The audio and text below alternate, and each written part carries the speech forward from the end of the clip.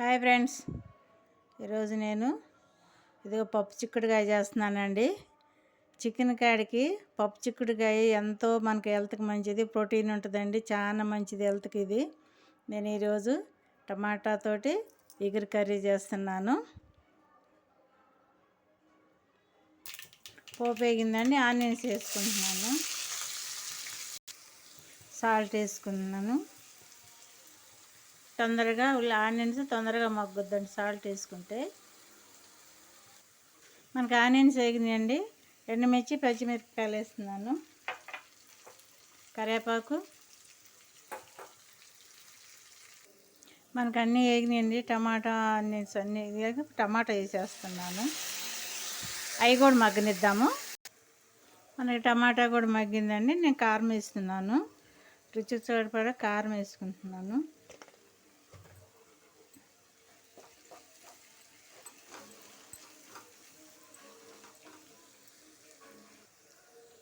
చిక్కుడుకాయ వేసుకుందామండి. ఇది చాలా అంటే చాలా మంచిదండి మన హెల్త్కి. పీచు పదార్థం కదా, డైజెషన్ బాగా అవుతుంది, మన హెల్త్కి మంచిది. దీంట్లో ప్రోటీన్ ఉంటుంది.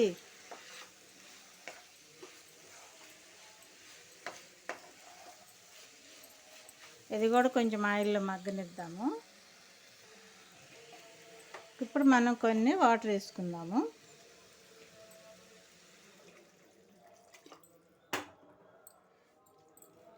ఏదో మగ్గనిద్దాము. మనకు 5 నిమిషాలు అయితే కర్రీ రెడీ అయిపోతుంది.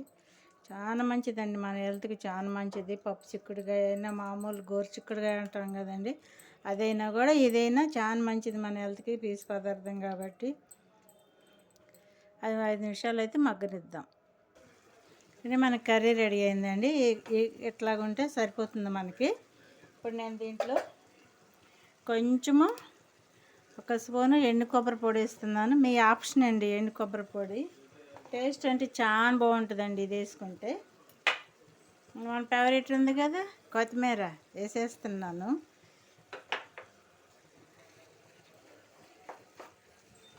నా కర్రీ అనేది నేను స్టవ్ కట్టేసుకున్నాను. ఈ విధంగా ఉంటే మనకు సరిపోతుంది రైస్లోకి. ఇదే విధంగా చపాతీలో కూడా తినొచ్చండి ఇది. మీరు ఏ విధంగా చేస్తారో నాకు కామెంట్స్లో పెట్టండి. కర్రీ రెడీ అయింది, మనకి స్టవ్ ఆఫ్ చేసుకుంటాను.